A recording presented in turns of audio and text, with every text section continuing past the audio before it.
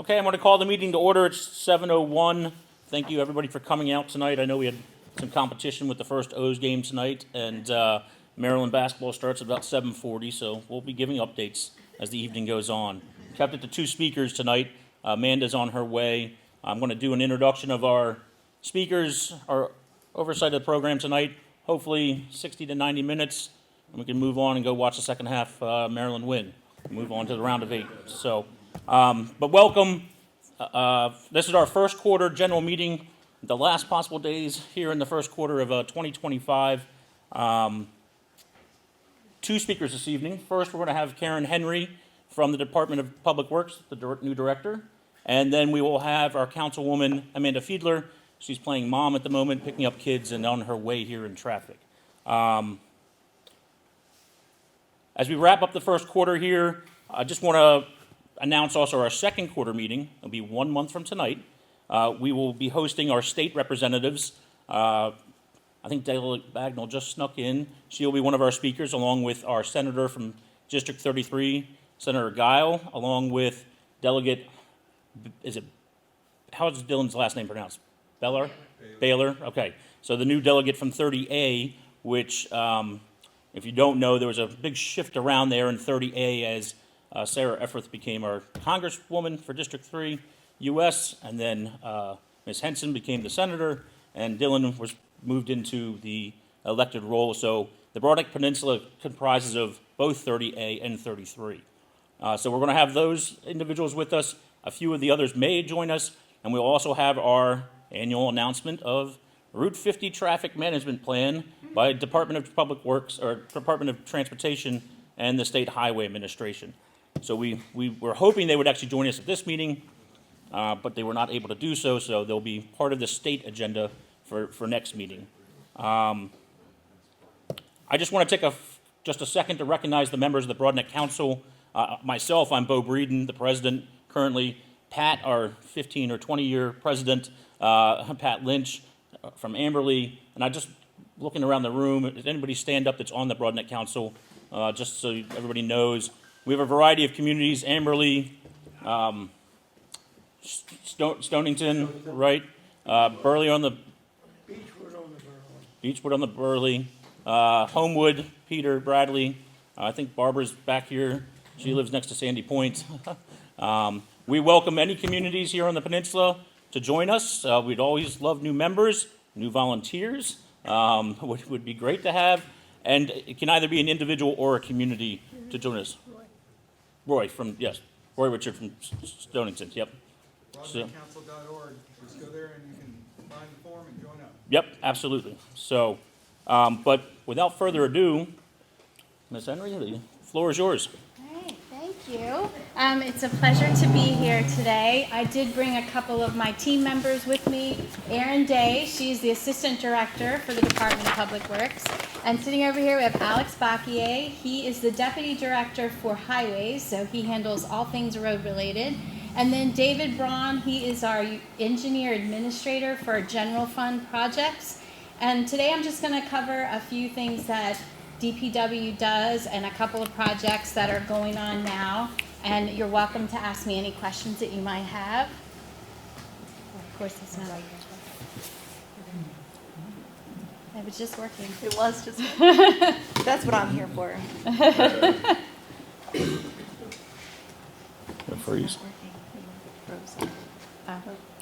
Unresponsive. That's okay. We'll get back. Technical difficulties. They did not want to wait, so this could be fun. Do you want to? It's loading. As it's loading, I can give you a little, you won't have pretty pictures behind me, but hopefully I will do. The Department of Public Works, we have 5 bureaus, and each bureau is responsible for some major things. I mentioned Alex Bacchier and Highways. Highways is our roads. They handle traffic signals, bike lanes, the road maintenance, snow removal.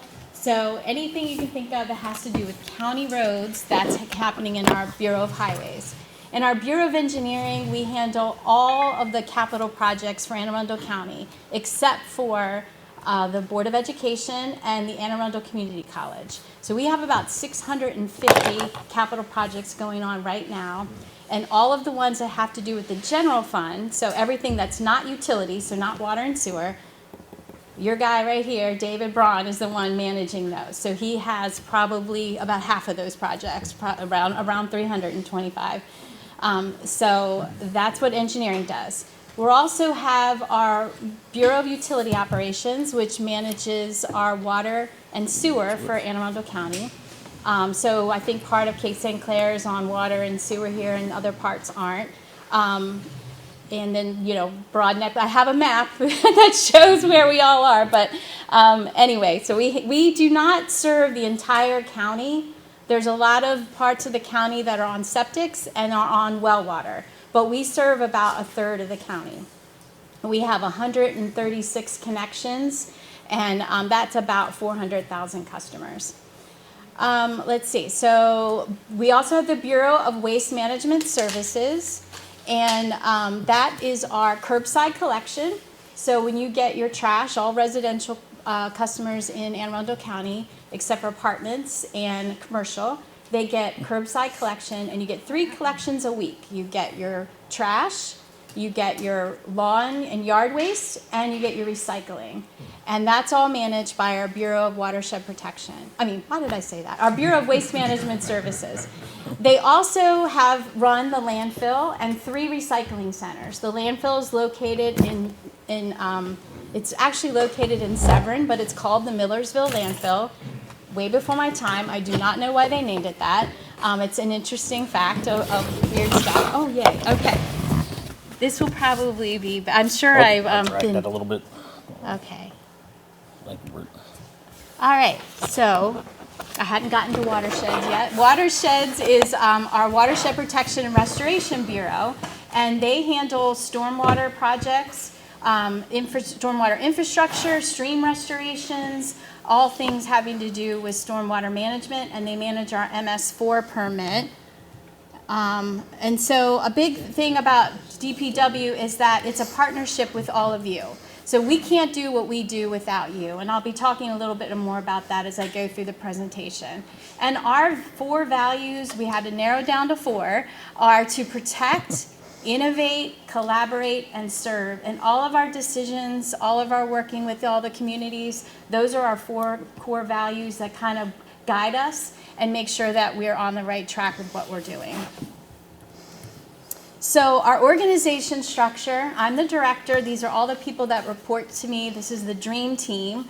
Beth O'Connell, she's our deputy director for engineering. Alex Bakier, I've already mentioned him, deputy director for highways. Noel Anaskevich is our deputy director for utility operations.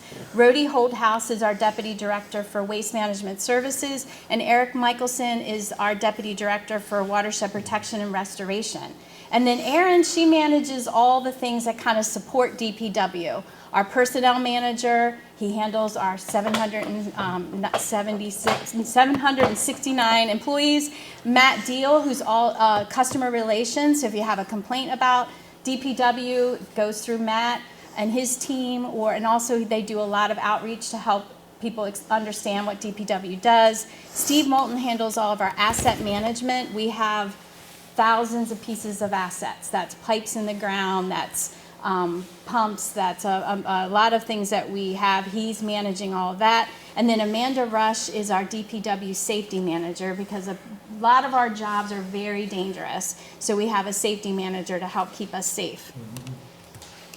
So 769 employees is a little way it looks. Most of our employees are union represented employees. They are in ASME 582. They're labor and maintenance folks. So a lot of people call them blue collar workers. But that is the heart of our organization. If you're out seeing somebody on the street, it's probably one of our union members.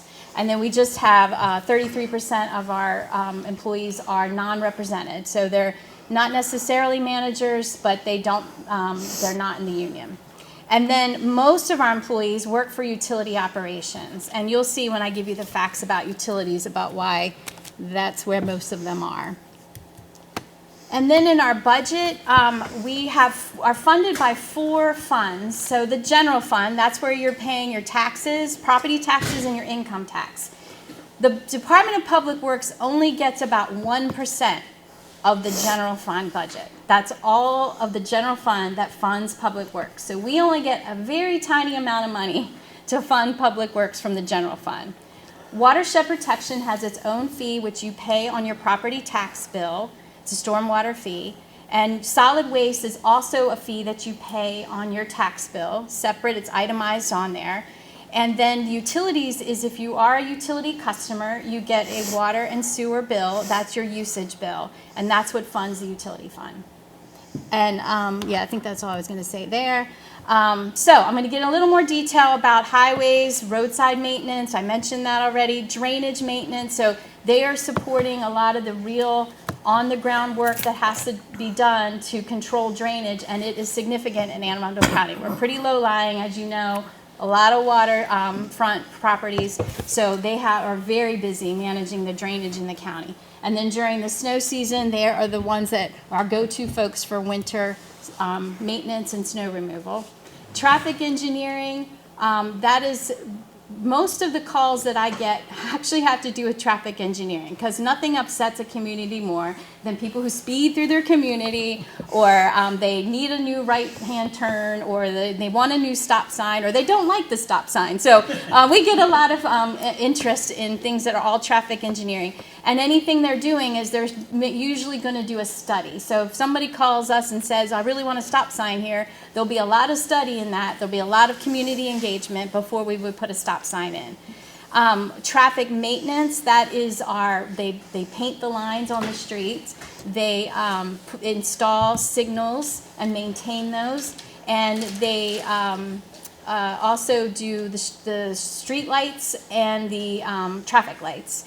And then pavement management, I'm going to go into that a little bit more, but those are the folks that are maintaining our roads, and I can explain that more here. Just a few facts. We issue 14,000 right-of-way permits a year. What are right-of-way permits? Anytime BG&E or Verizon or anybody wants to do any kind of work in a county road, they have to go through our Bureau of Highways. And we do 14,000 of those. Some of those are new installations, but even once you've installed it, there's an annual maintenance that has to be done. So that 14,000 covers that too. We do 2,000 miles of roadside mowing a year. We do it quarterly. We have about 3 mowings that happen a year. We can't do it. We don't have enough resources to do it every month and every, as often as we would like. But we're doing 2,000 miles a year. We collect 9,000 bags of litter off of the sides of the streets, and actually nothing infuriates me more than the fact that we have to do that, but that is part of what we do as well. And we manage and maintain through our long-term pavement management program 1,100 miles of sidewalks. This is kind of an interesting number, but we repair 10,000 potholes a year. And we have a 97% meeting our goal of addressing those repairs within 48 hours of receiving a complaint. And I do want to point out that we only know about potholes if you tell us there's a pothole. So please, we have you can call the 311 number, you can do See-Click-Fix, you can go to our website. There's multiple ways you can report a pothole, and we do our very best to get out there within 48 hours. And I do want to point out, because of the recent weather, just in the last 3 months, we have repaired 2,360 potholes. We do a lot of potholes. So, it's a lot. We're responsible for maintaining 1,800 miles of road in the county. And that basically takes you from here to Denver. So that is just counting the center line of a road. So some roads have 4 lanes, so it's more than that, but basically 1,800 miles. It's a lot of road in Anne Arundel County. So we also maintain 1,150 signal heads. So these are traffic signals that are on county roads. And I would like to point out there's a big difference between a county road and a state road. And if you don't already know this, a state road usually has a number. So Ritchie Highway, Route 2, Route 50, state roads. DPW doesn't have anything to do with those. So if you hate the traffic and you hate those roads, blame the state.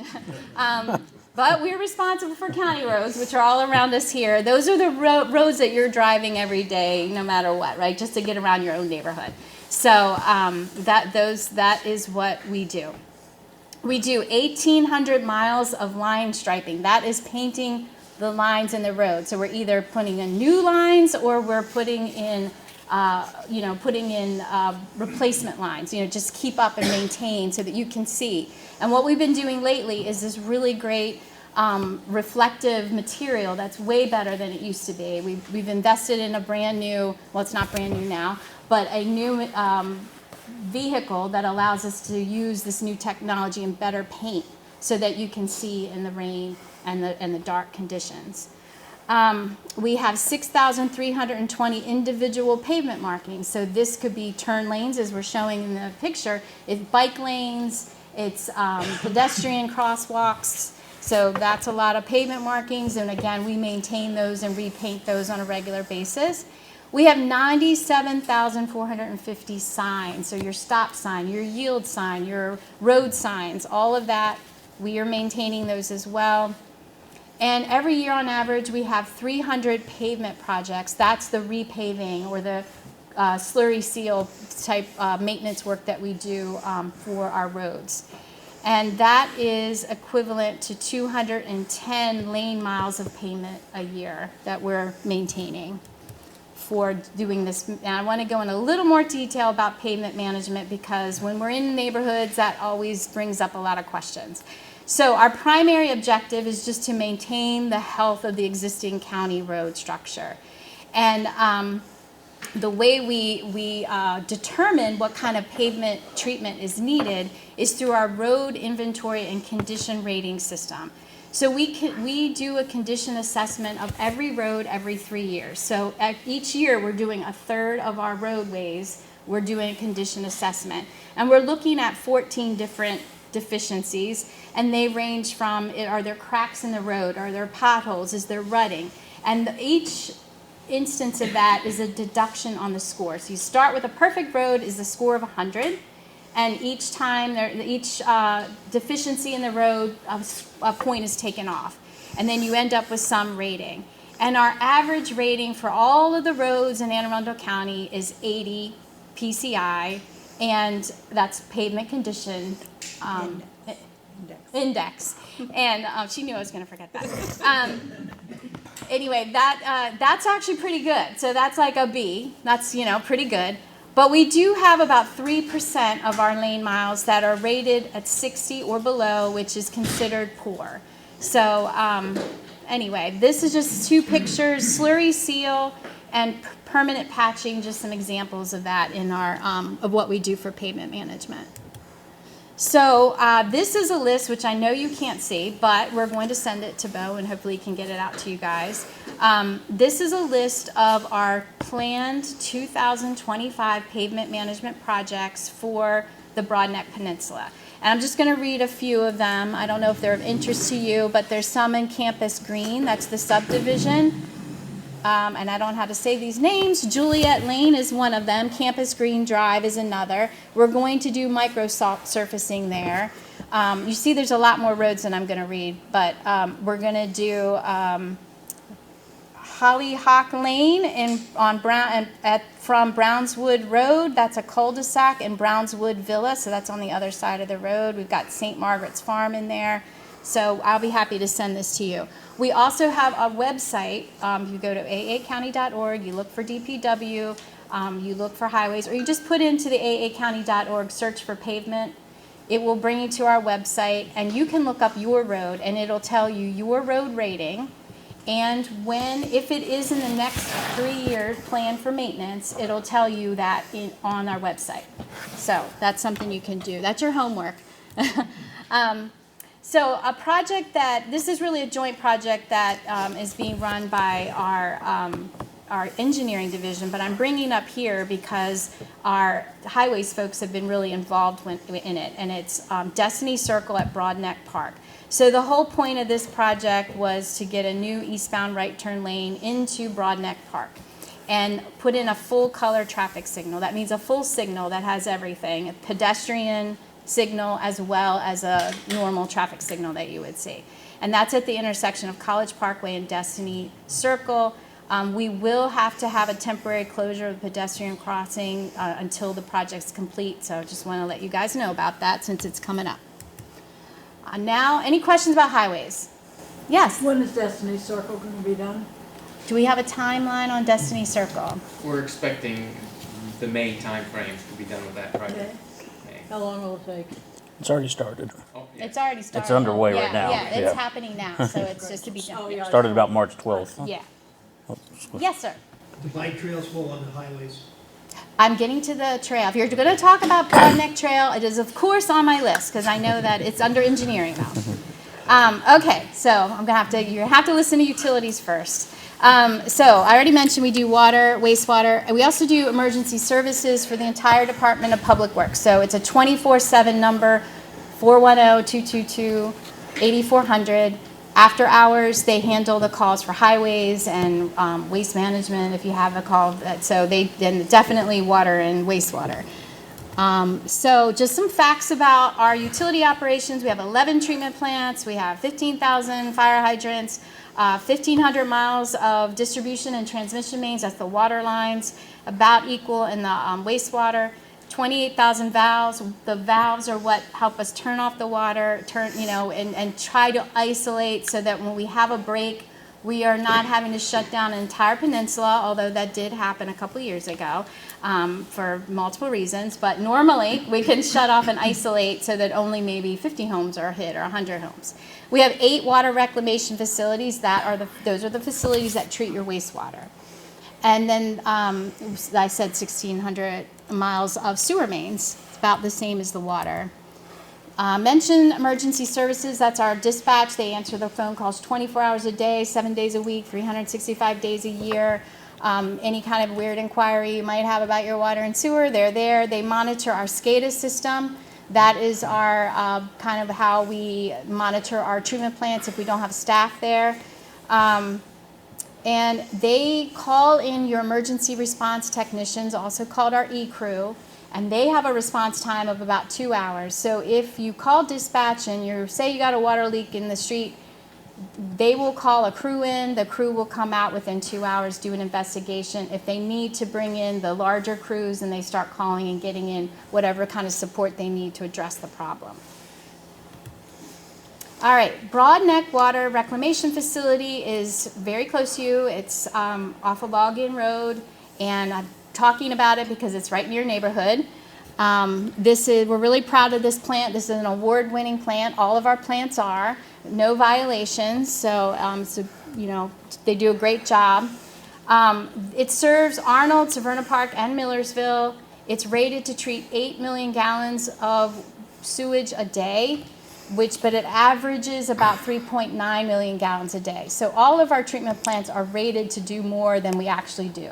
We don't want to get to we now have to treat 8 million because you have no wiggle room for rain or anything like that. So in order to do that, we have 61 sewer pump stations. Anne Arundel County probably has more pump stations than any other sewage system in the United States. Most of that's because of the way we are so close to the water. So you have to pump from the low-lying areas up to the treatment plant. So just for the Broadneck area, and I mentioned before we had the 7 plants or 8 plants, we need 61 pump stations just to get it from Millersville, Severna Park, Arnold to our wastewater treatment plant.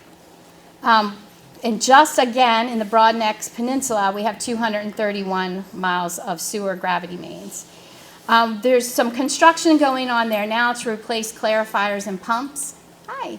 And there's an upcoming project to upgrade our grit removal and blower systems for that plant. So we constantly are looking at these plants and making sure they're operating great and what kind of capital projects are needed to make sure that they do. And those are just 2 going on there now. So the other thing we have in your area is a drinking water plant, the Arnold plant. It's not too far off of College Parkway. But also serving this peninsula is our Severndale plant, which is in Severna Park. So Arnold's our big mama. It processes 16 million gallons a day of water, clear, beautiful drinking water, and the Severdale plant is 8 million gallons a day. So here's some pictures of them. That takes 17 wells, so all of the water in Anne Arundel County, the public water and actually the private water, comes from drinking aquifers, drinking wells. And so these two plants require 17 wells. 7 elevated storage tanks, so you see the big tanks everywhere. That is holds capacity of 10 million gallons. That's for our fire protection and water storage for emergencies.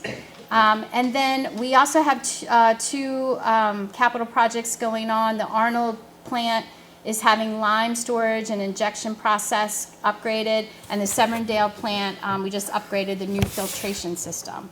And the filtration keeps the water clean. So any questions about utilities? Yes, sir. So 3 or 4 times a year, we'll hear of a sewage spill. Yes. And from my impression of it, they're relatively small. You do a pretty good job.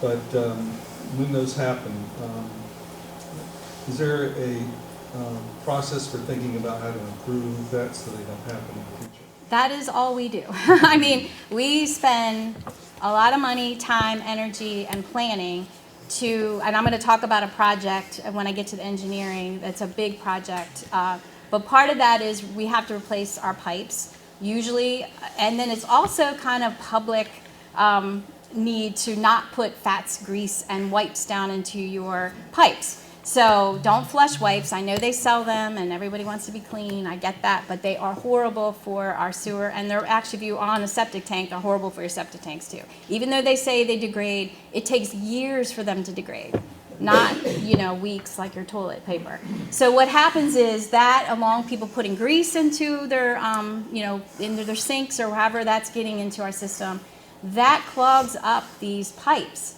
and at some point they break. And so that's not the reason for all of them, but it is some. Others, and I'm going to talk about Cattail Creek force main that we're replacing.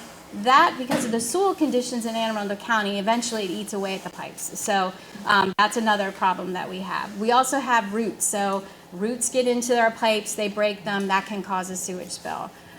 We pride ourselves on being able to respond quickly so that if there is a spill, we're able to manage it as quickly as possible and then recover. Like we have Vector trucks that can suck as much of that out and get it back to the treatment plant. So we do a lot of things to try to prevent them.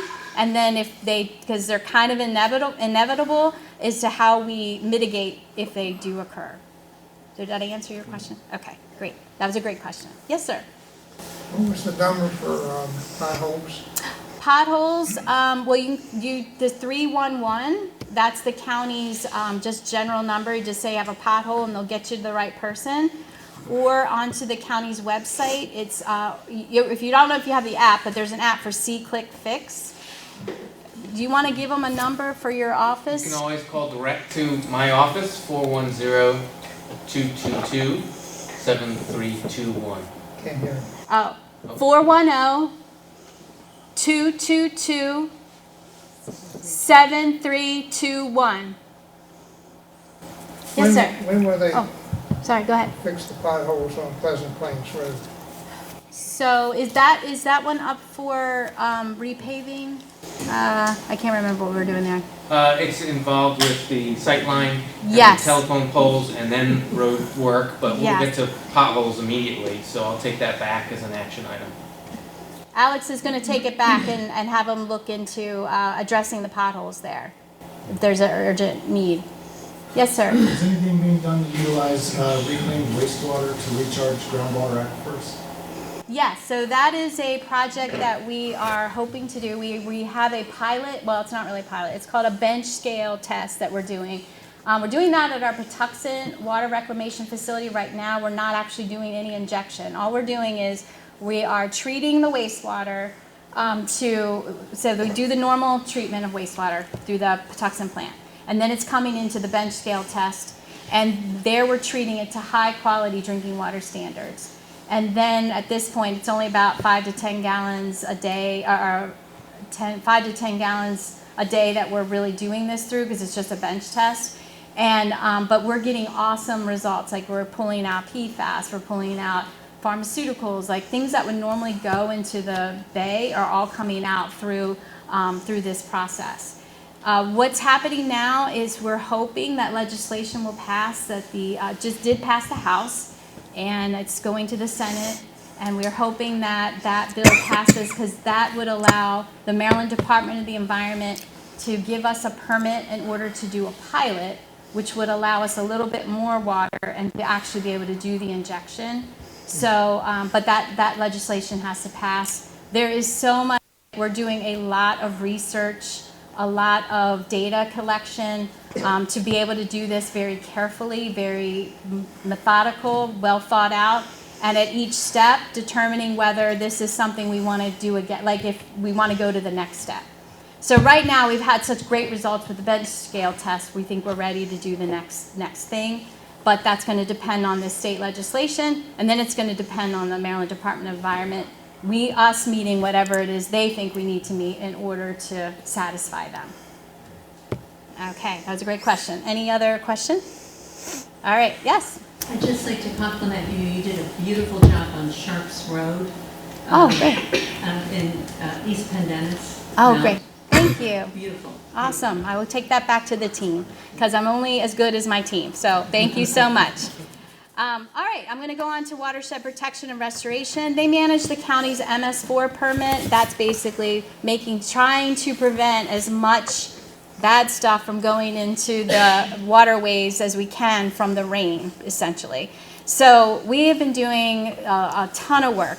In the last 10 years, they have issued $9.2 million in grants to nonprofits, communities, different groups that that's been able to allow them to leverage really 17.1 million. So it's kind of multiplied what we were able to do. Because, the county can't do everything. But if we give a community a grant, they can match it with hard labor and work and efforts. That's really helping us expand what we're able to do in that arena.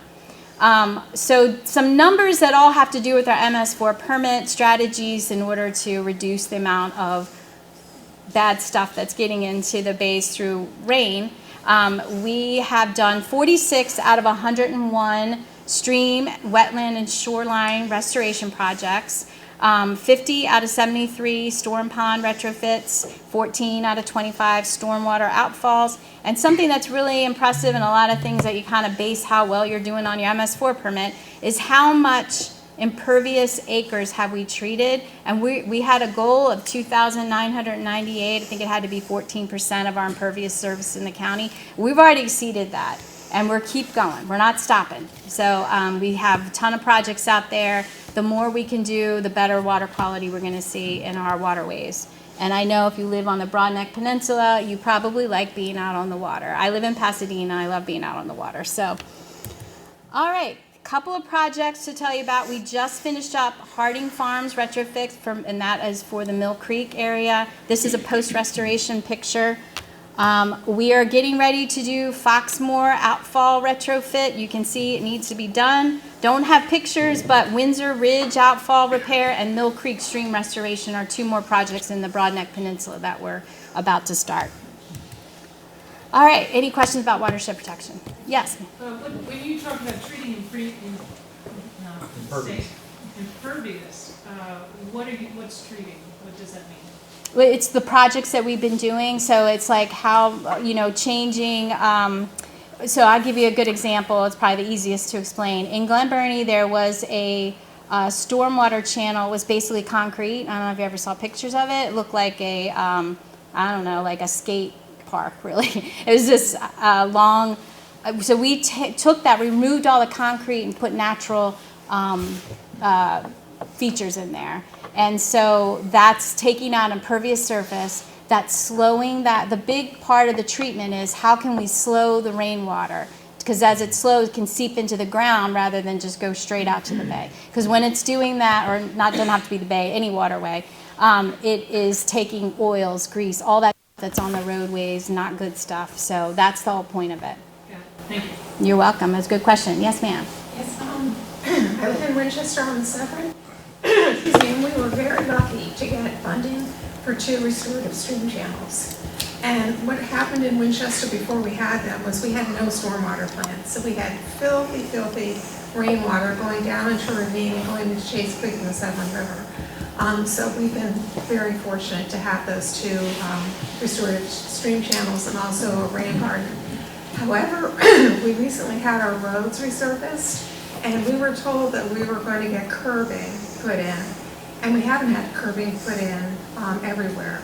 So what's happening is we're having, again, dirty rainwater coming down, and the curbs were allowing that rainwater to go into the gutters that fed down into the restorative stream channels. But in the places that we don't have the curbing, it's starting to go into people's yards, pick up dirt, go down.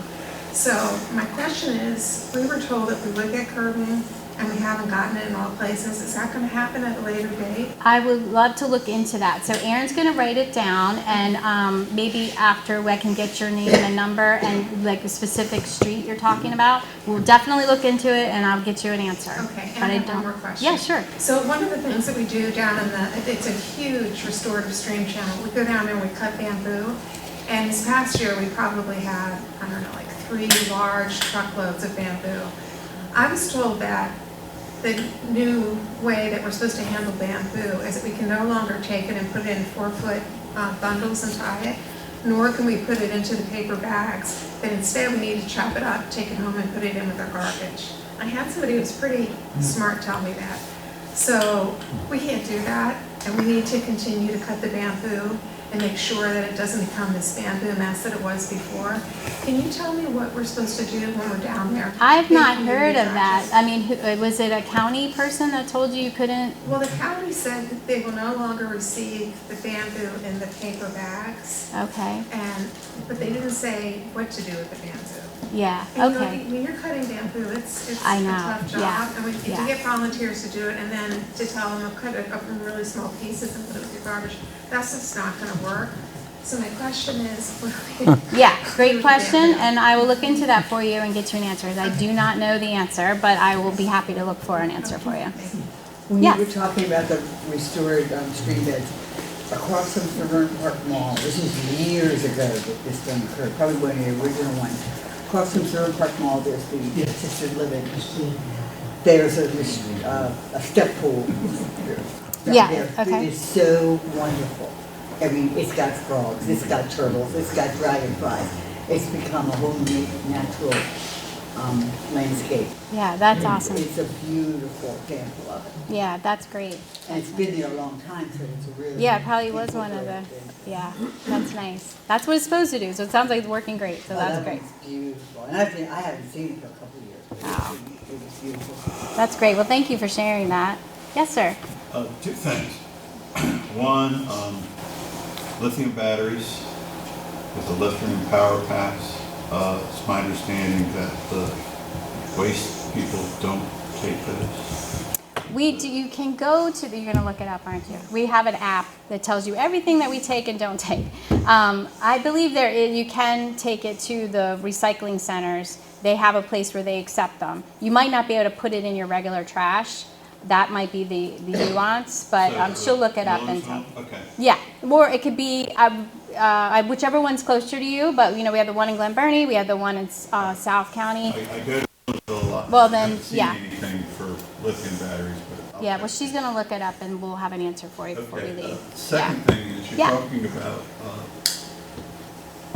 watershed stream protection. You should look at the police department. They're building a facility off the Veterans Highway. Tore down a lot of trees, and the plans show a large storm drain dumping directly into Bear Creek. So one side of the county is talking about. Yeah, well, that's engineering, right? That is one of our projects, but what, he's talking about the police on Veterans Highway. Yeah, that it's taking down trees and they're concerned about the Bear Creek there. Yes. The evidence facility.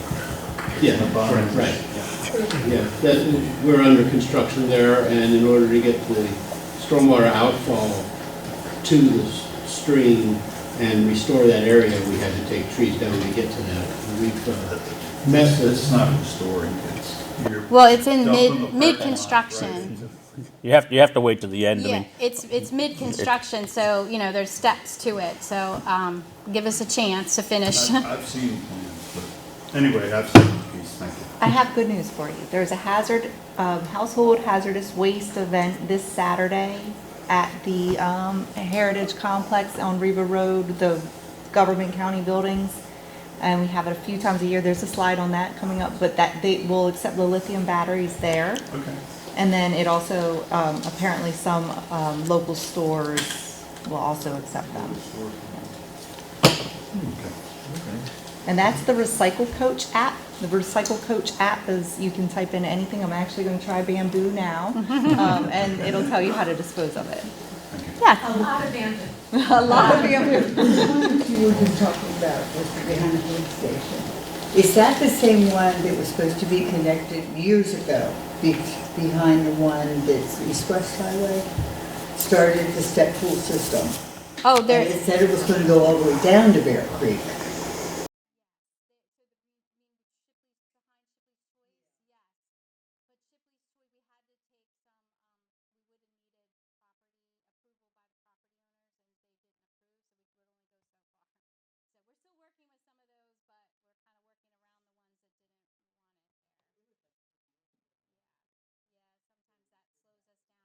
Can't get, and people have the right to say no, so we have to work through that.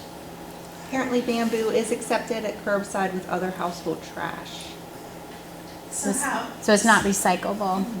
So we have this $1 million project, and we have bamboo that we have to take out. What do we do with that bamboo?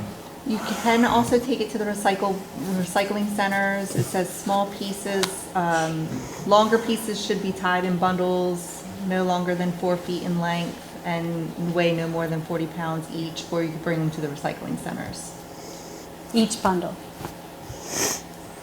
They're not recycled, they're just trash. Yeah, I think it's because they are so invasive, like they want to destroy them, not add them into recycling. That's what I think is the issue.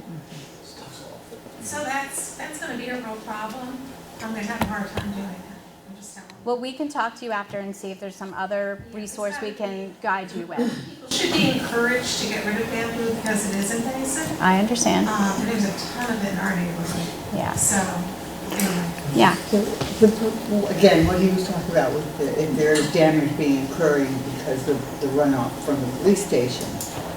Is that going to, if there's damage to the Bear Creek restoration, who's going to be responsible for that? We would, if we do any damage, then it's an engineering project. Engineering, watershed protection, we're all the same department. So we would manage it, yeah. Yes, sir. Do you have any way to get money to dredge it out again once you fill it in? Bear Creek?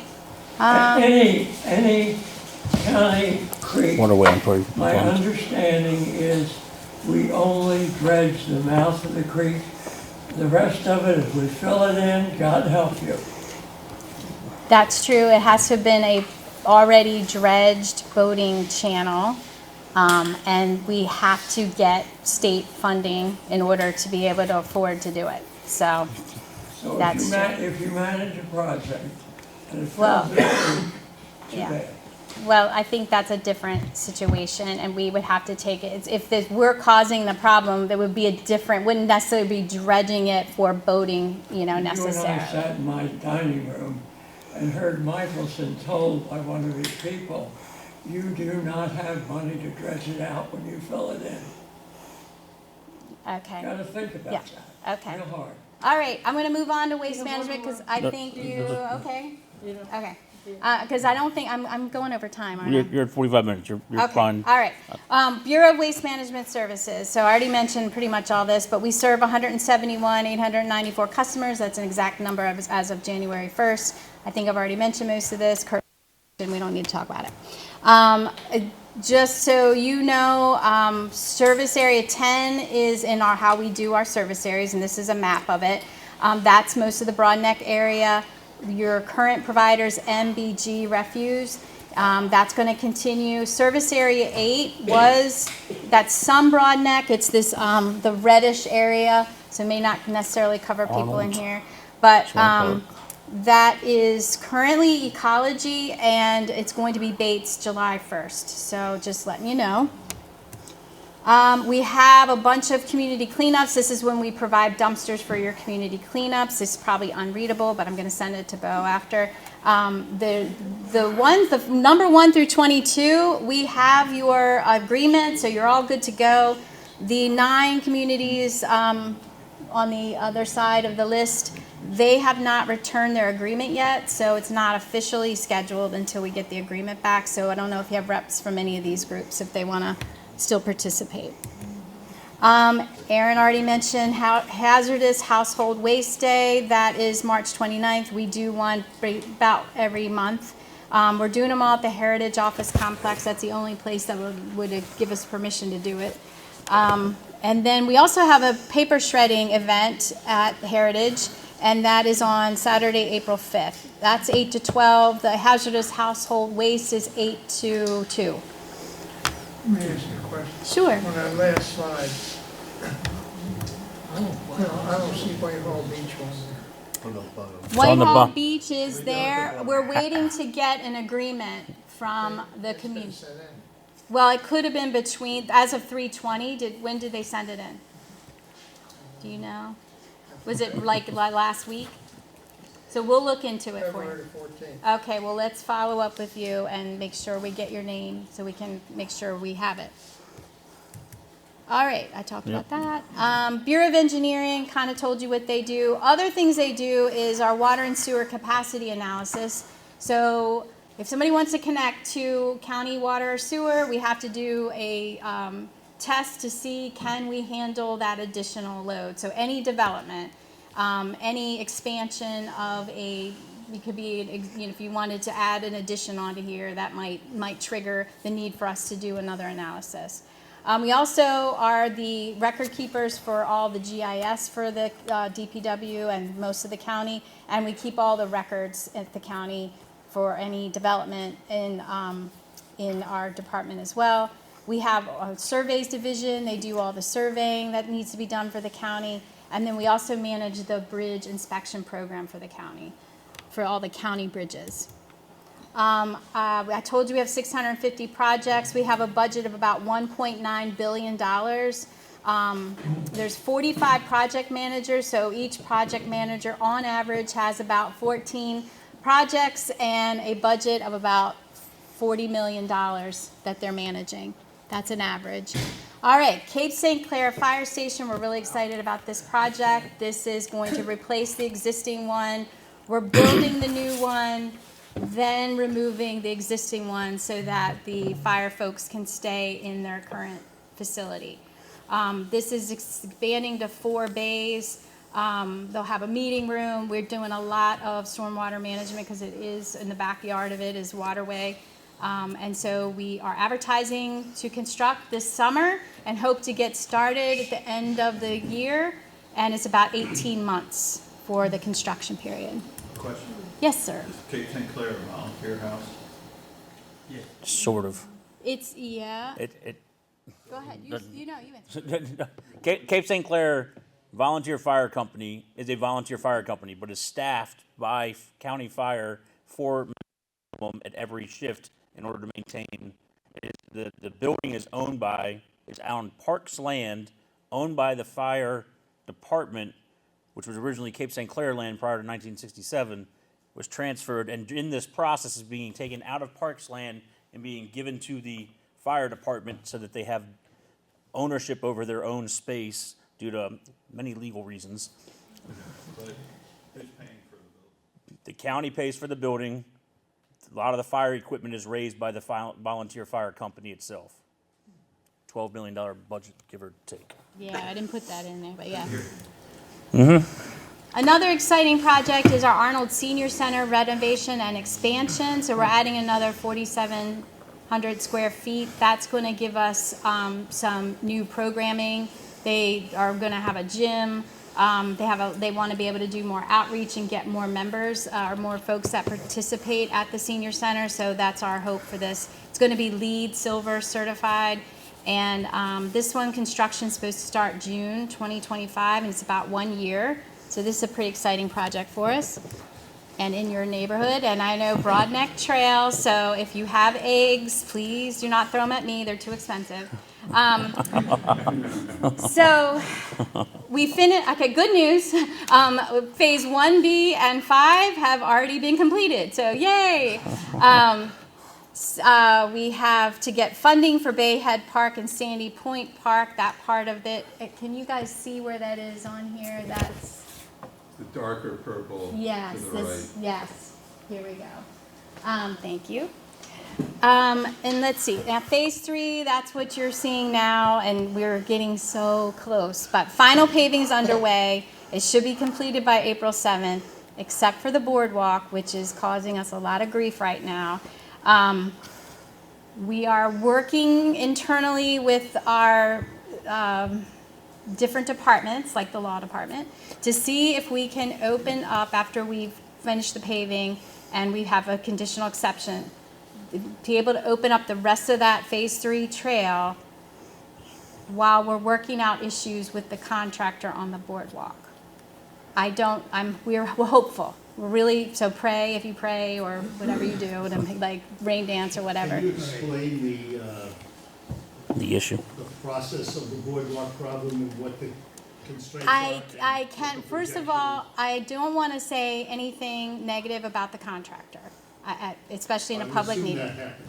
Okay, so, and it's become a legal issue, so I really can't get into any details. All I can say is that we are trying our best to work through those issues and work around them by at least being able, because I know folks want to use it.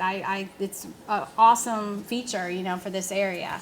So I can't really say much more. Well, Yeah. are they design issues, or are they contractual issues? I Can you say that? don't believe it's design, no. Okay. How much time is involved? Are we looking at How much time July, on this, on the boardwalk? on getting the Kimwood boardwalk completed? Yeah, that's going to depend on that contractor and all the other But I mean, legal do you issues. have a hope for July or August? What is your hope? We can have a hope, but David, I don't know if you have something better than a hope? The hope is by the end of summer, I would say. Yeah, yeah. But if we can get the other parts of that trail open, I mean, not, obviously we want to push the contractor to get the whole thing done, but at least you can enjoy most of it. Can I make a few comments? Of course, go for it. I drive College Parkway several times a week. It is incredibly haphazard. Some days you'll see people working in one section and then they're gone for weeks at a time. There's equipment sitting idle for weeks on end, and I'm talking, before I came here, I looked up some stuff. It costs $750 a day to rent a 13-ton excavator. A 15-pound bulldozer, $688 a day. They're sitting around idle all the time. And it just seems like an incredible, you've been so good at this presentation. You're on top of stuff, you have measures, you know exactly what you're doing. And this trail seems like the long pole in the tent. It's just I know. Are these contracts competitively awarded? yes. The low bid wins. Maybe 2 competitors. Or not Yeah. competitive enough. Are there penalties for late delivery and award fees for early delivery? We are not allowed to do the incentives for early delivery. At least that's what we've been told by the law office. But there are penalties in their contract. When they submit a proposal, do they submit the schedule with Yes. milestones that you can track? Yes. And is there room for remedial action if they don't meet those milestones? Yes. I mean, it seems like that program management should be on top of this, so just Believe me, the program manager, David, all of us want that project done. We want to deliver an awesome project that you love. Sometimes these projects get tangled up in things that are out of normal control. And if you have, and again, I trying to be very, I'm glad Genevieve left because she's one of our county attorneys. She probably beat me up. Yeah, so don't say anything. So. You're being recorded, so, Turn the recording off. I better stop. I'm going to stop because I don't want to say anything. Let me Yeah. just ask you this. Yes. There's a Freedom of Information Act in this county. Can we file a request to see the contract? Yes, I think so. It's a public you go online and ask for public information. Yeah. So we Yep. can see for ourselves? Yep. On a personal note, I turned 79 last month. Oh, And happy I'd like- birthday. Well, I'd like to use this trail when I'm still able. Oh, okay. I told you not to throw eggs, but okay. Yeah, go ahead, sir. I'm just hoping that, this project has been so long, I hope you guys are planning some really serious after-action Yes. project about where the pain points are that made it happen the way it happened. Yeah, we've been doing that all along, but I hear you. I hear you. Yes, sir. Do you have any idea what the total cost of this project is? David, I'm terrible at remembering cost. This phase The 3? entire project. What is it costing for the bicycle trail from Sandy Point Park to the college? over 25 years. Construction cost is about $6 million. That's all.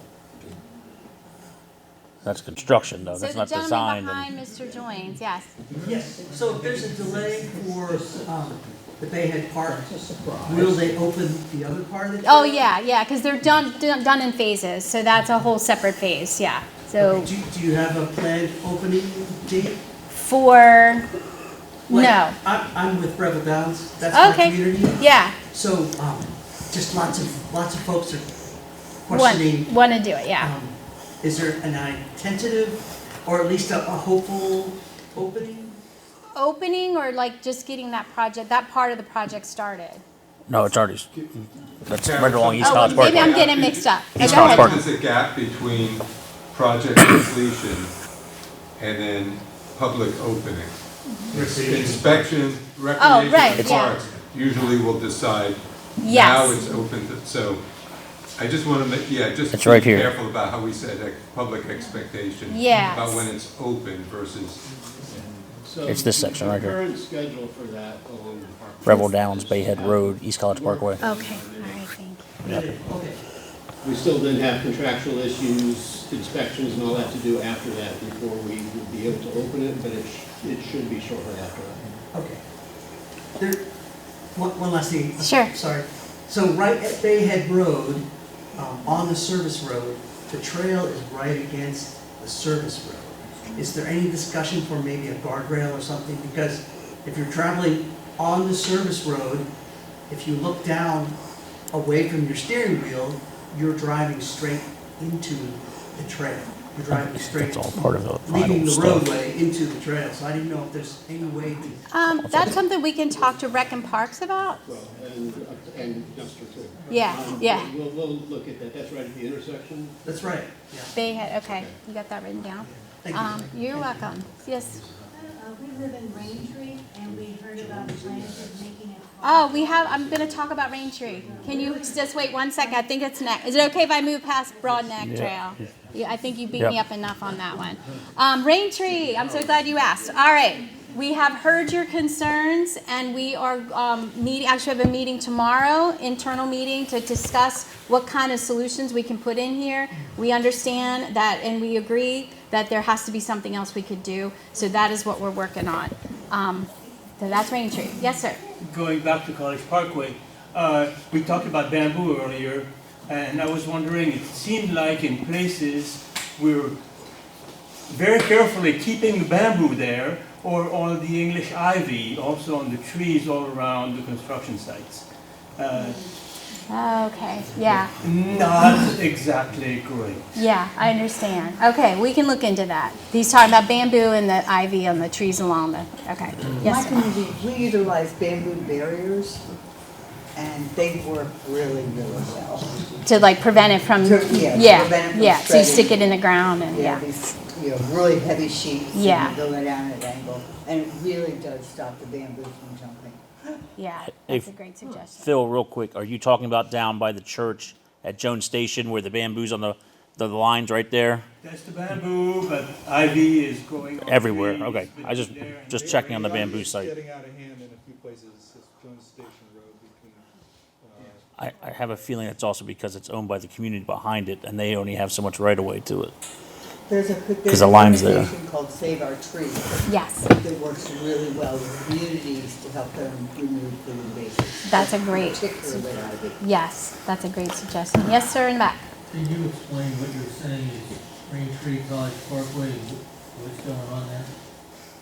What's the internal discussion about? Oh, okay. So, in order to improve, this was identified as making sure that there was a turn for the Broadneck Trail, that's phase 3 we've been talking about, and there was concerns that they would have with the plans the way they are right now, there would have challenges for the Raintree community to be able to make a left and onto College Parkway. So our group, our traffic engineering, our general engineering, a bunch of folks are getting together to try to work out like what we can do to improve that so they can make a left, because they can make a left out of there now, so to not ruin it for them and still make improvements there. Does that make sense? So the College Parkway at Cape St. Clair Road, that is not this discussion? No. All right, I'm going to move on. Cattail Creek, I gave you a little preview of that. I was going to talk about this. This is a great project that we're doing. I'm going to show you this first. This is the length of it. This is basically Berrywood in Severna Park, and it goes all the way down Ritchie Highway, and this is the Anne Arundel, it goes into College Parkway. This is the Anne Arundel Community College. So that's the current layout. And basically this is to ensure the reliability of our wastewater system and prevent SSOs. So you asked about that. It is currently under construction. It's supposed to be done by December this year. That's going to depend on the weather, because the last thing we do is paving and stuff, and this being done in December, that could delay it a little further.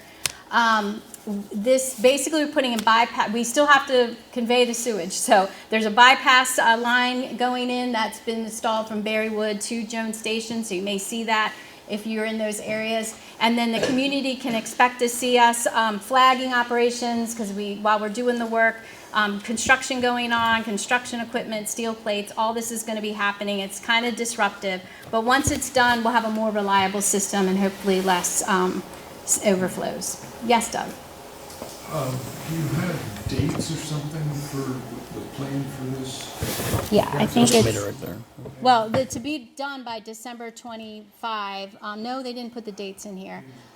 We can get you some more detail about the plan schedule. I would. Yeah, can you put that down? Does it have any impact on getting that sidewalk put in between Cypress Creek Road and McKinsey? Well, what we would want to be done our project and not put in sidewalk before that. So it would be coordinated. And you have the sidewalk. That's the Cypress Creek, you know, yeah. Working with SHA on that. Yeah, that's requiring not just coordination internally, but also with SHA to get that. Yeah, I'd be interested in dates of that sidewalk. It's been Do you have dates for this process sidewalk? for 20 No, years. because SHA is doing the design, you have to work with them. Yeah, so it's still in design with SHA. Yeah, the sidewalk part. No, I understand. Okay, all right. We would love it if you would follow us. You will see way too many pictures of me, but I don't like that.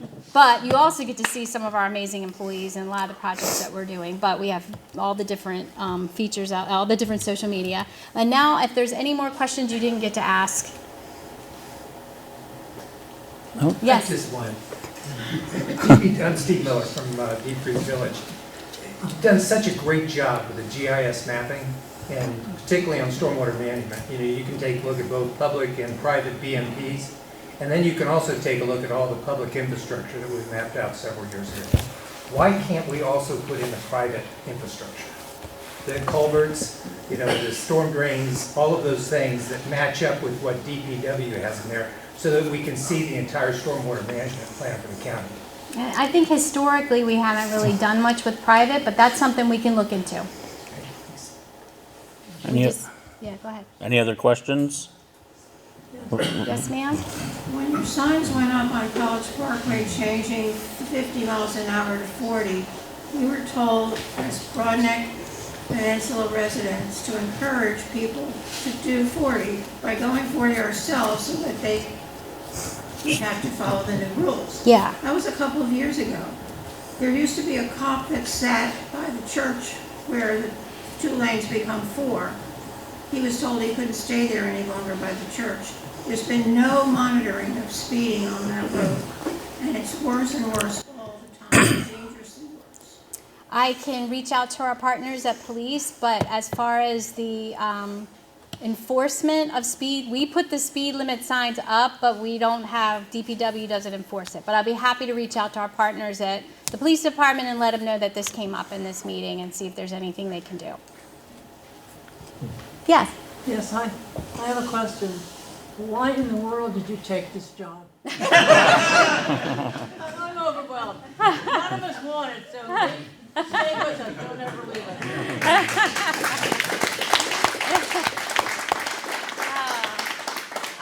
I will say, they just asked me this question. If you really want to know the answer, I was just because it's Women's History Month, and we have been really seeing a change in the women leadership in Public Works. When I first came to Public Works, and Dan was a baby, it was mostly men and like a sprinkling of women, most of which were secretaries. So now some of our top leadership in our department.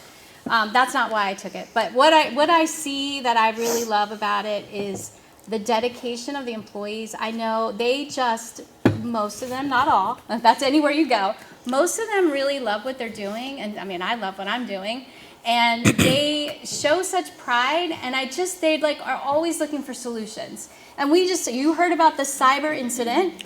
Our team was so resilient, like that they didn't blink. Like people were trying to come into the landfill, and if you have a certain kind of vehicle, you have to pay. And they were just working through that and figuring out a manual way to handle it so that people could still unload their trash or whatever they had.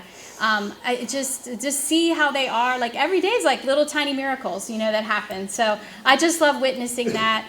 I'm also a lifetime resident of Anne Arundel County, so I really love being able to serve my county where my mother still lives. She's 98 years old. My in-laws live in Anne Arundel County. Of course, I'm raising 2 teenage boys, so I really want to make it better for everyone. And then I think about them and how I want to leave it for them and for their friends and our families and all that. So every decision I make, it's really a personal one in a way to just make this a better place. And I'm really excited that I have this job, and I'm so excited to be here and talk to you. And thank you for being so kind and nice to me. I really appreciate it. Thank you.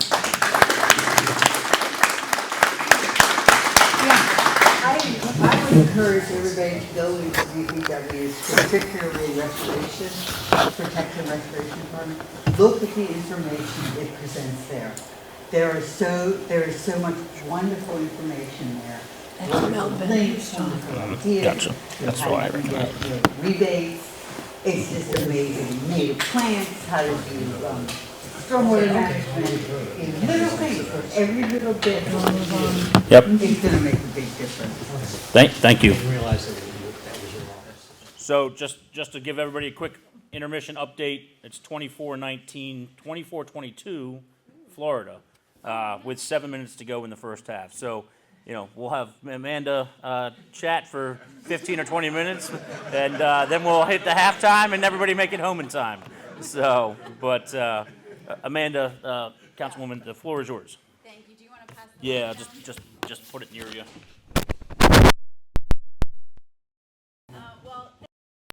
Coming out tonight, and thank you to Ms. Henrey for her presentation.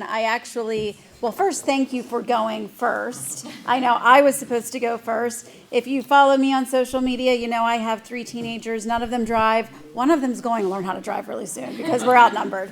But thank you for stepping up and doing that. I do want to just touch on really quickly some of the points that Ms. Henrey mentioned. Reclaimed wastewater, I heard about it.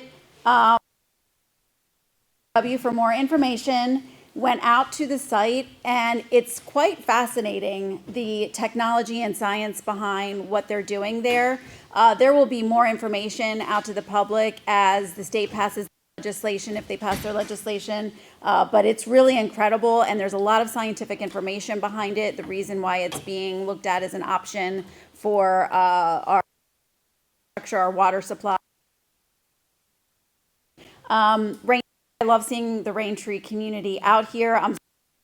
Henrey was prepared with a response.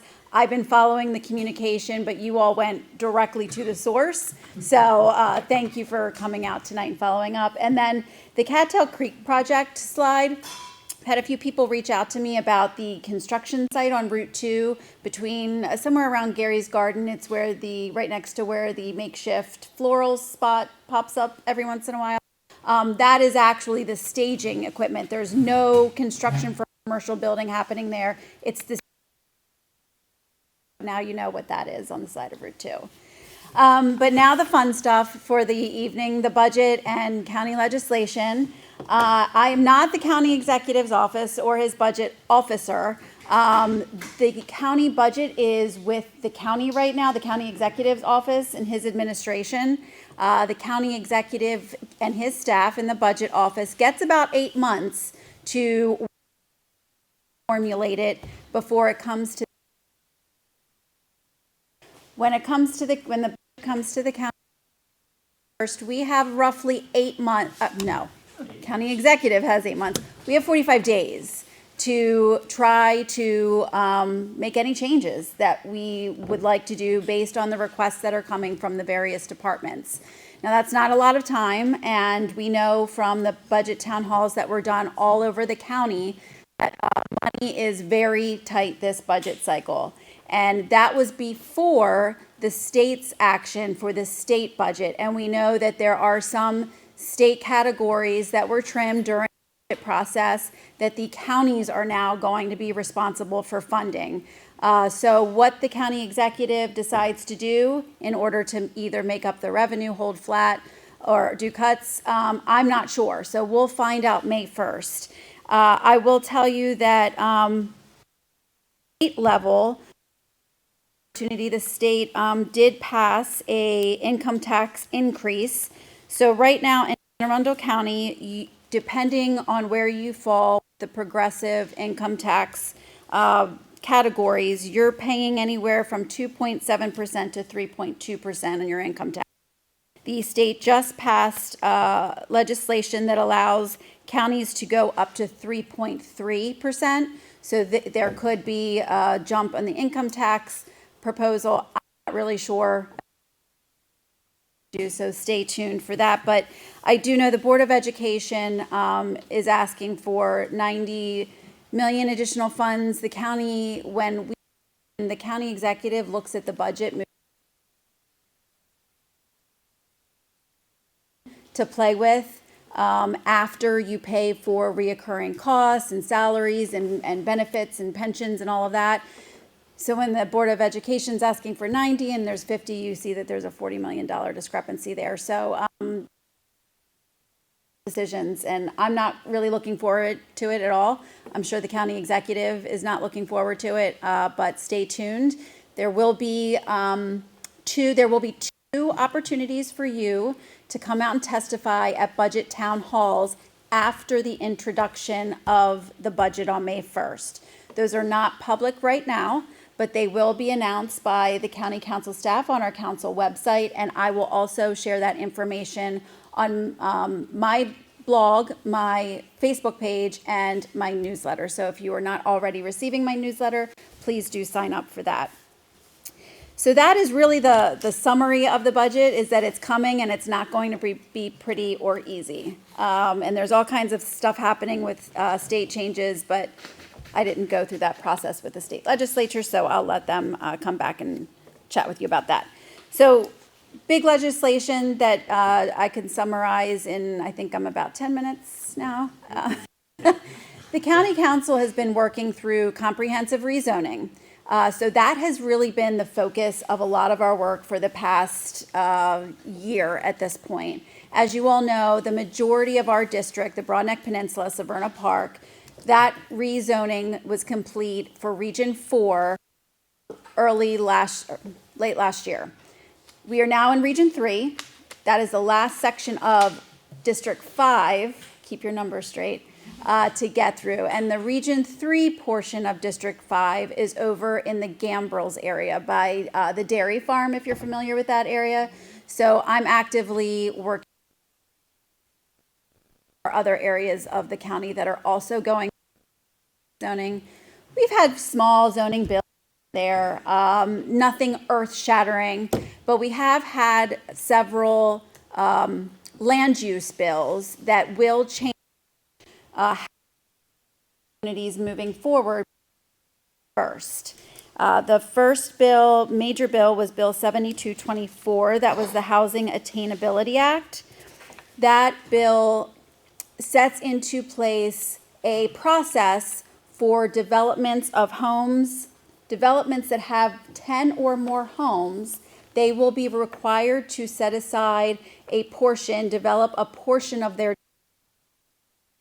moderately priced dwelling units. And those moderately priced dwelling units will be run by Arundel Community Development. They will lay out the language behind how that will work and how those units will be overseen in communities. So that goes into place July 1st of this year. Now we have not simultaneously passed. We also have in front of the County Council right now Bill 2 Development Bill. The redevelopment bill described by the administration is to incentivize redevelopment of dilapidated, rundown, vacant commercial properties. The original bill limited where the redevelopment bill could be utilized, and that was in only critical corridors. If you go online and look at the comprehensive rezoning, the comp zoning, Plan 2040, I'm getting all of my terms mixed up. If you go back and look at Plan 2040, it's a very large plan developed countywide for the next 20 years. Talks about how we're going to save land, how we're going to develop land, how we're going to conserve natural features. Maps, there were sections in the county that were identified as critical corridors. In our district, there are 2 critical corridors. It's the commercial area in Severna Park, where Severna Park Marketplace is, and Park Plaza, and then the commercial area along Veterans Highway, where you like the Wawa, all of those older commercial properties. So with that in consideration, I am hearing from residents of Severna Park. I put in an amendment to pull out the Route 2 section of the critical, of the redevelopment bill. When we were working on region plans for our area, the Planning and Zoning Office wanted to change that whole section of commercial area to mixed use. It's currently zone C3 with a mixed use land use underlying it. So you have a mismatch of identifying for the planners. The reason I didn't like moving it to mixed use was because there was also a mixed use bill on the way that was going to alter how we define mixed uses in the county. So it made me a little nervous to change it when I didn't know where the mixed use code language was going to go. But I also heard from residents in Severna Park and even from Broadneck that we need to give it a pause before we do anything. We need to evaluate it. That area has stormwater runoff issues on Route 2. State Highway has been out there to reconfigure and shut off left-hand turns. We're trying to encourage biking and pedestrian activity. Can we just hit pause before we do any changes? So what I did was, I said, if this area is to ever be zoned to mixed use, there has to be a sector study done. And the sector study goes through the potential changes that could happen through redevelopment. And it also identifies challenges that the properties have. Whether it be ingress, egress, which we know that those commercial areas do have.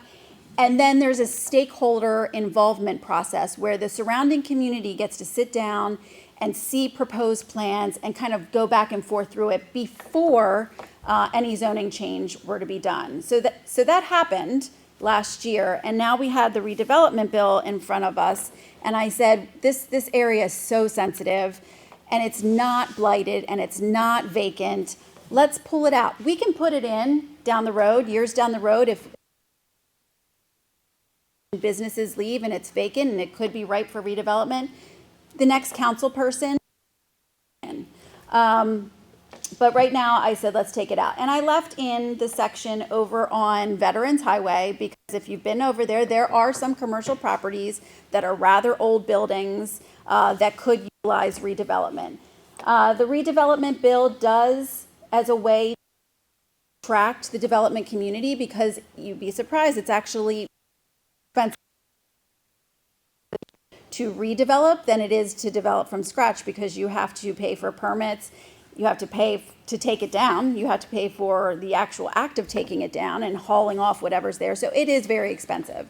So incentives are in the redevelopment bill that allow for a portion that is not applied to pay for connection to county water and sewer. There's an incentive that allows for increased residential units if you want to do the redevelopment process. And there is a fast tracking. Instead of having 3 community meetings and I don't remember the exact steps in the process that are skipped, but you skip 1 or 2 steps.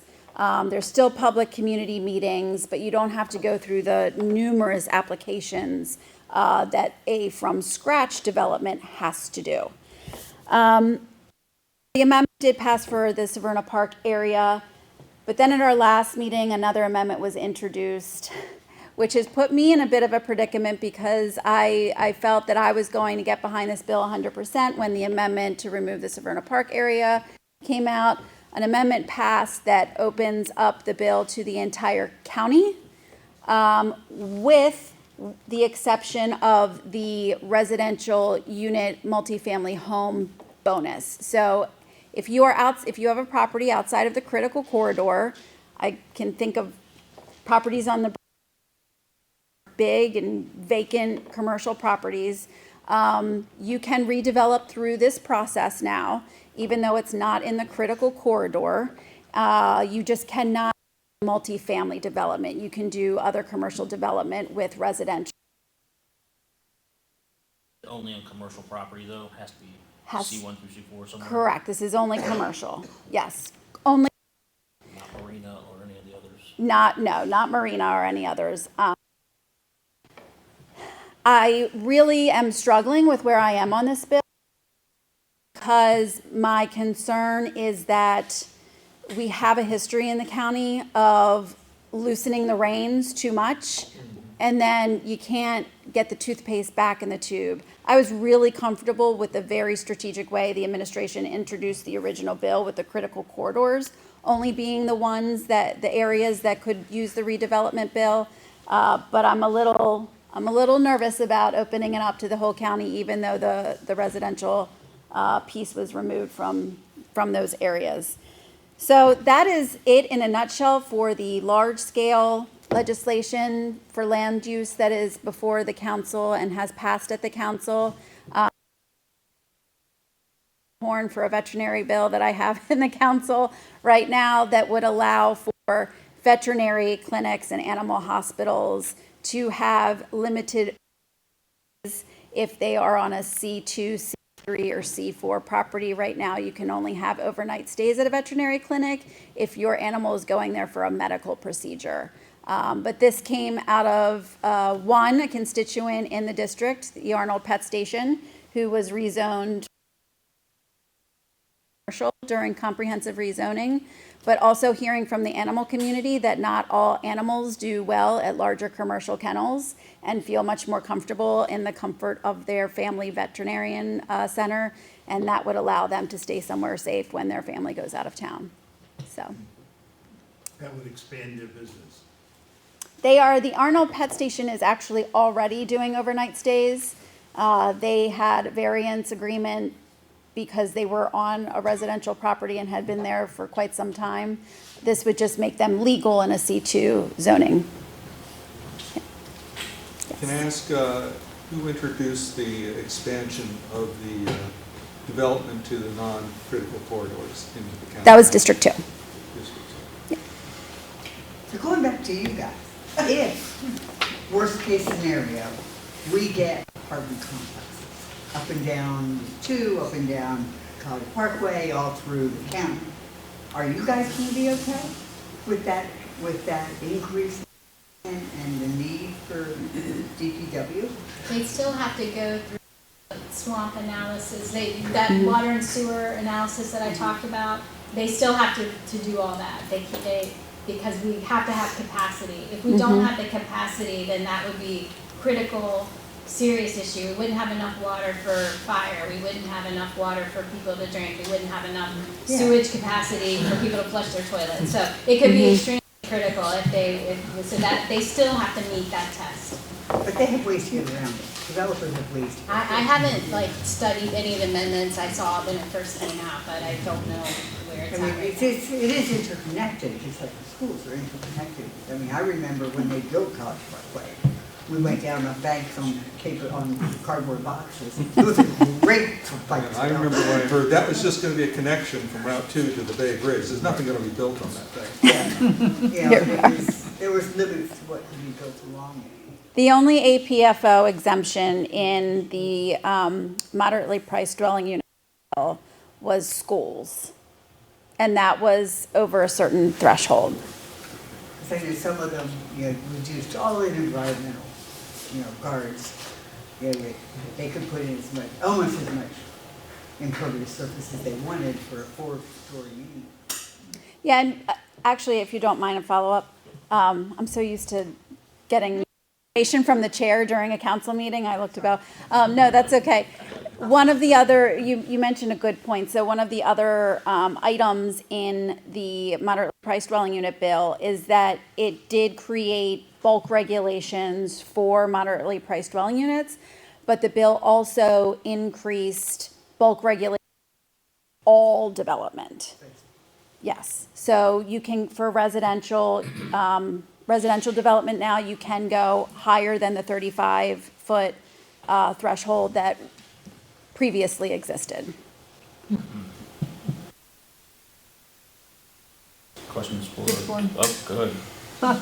I work with the Greater Severna Park Council, and when we bring the Broadneck Council together with Severna Park. And this young lady here is a heroine. I cannot tell you how happy they are that she got that amendment through, because it has saved Severna Park for at least a year. There might be mixed use in the shopping center. So I thank you so much. You have made so many people happy. Thank you. No additional questions. Thank you very much, Amanda. Yeah.